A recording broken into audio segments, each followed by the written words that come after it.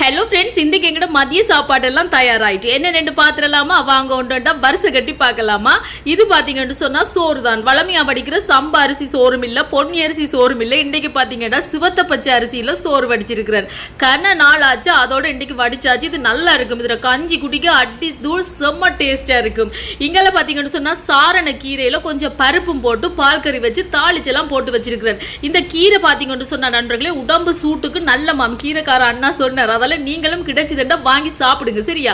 இங்கால பாத்தீங்கன்னு சொன்னா இந்த மீண்ட பேர் எனக்கு என்ன செல்றேன்னா வேற ஏதோ பேர் சொன்னார். ஆனா இது பாத்தீங்கன்னா கிட்டத்தட்ட மணல மீன் மாதிரி தான் இருக்கு நண்பர்களே. அதுல சூப்பரா குழம்பு வச்சாச்சு. 3 துண்டு மீன் எடுத்தீங்கல்ல பொரிச்சு வச்சிருக்கிறேன்.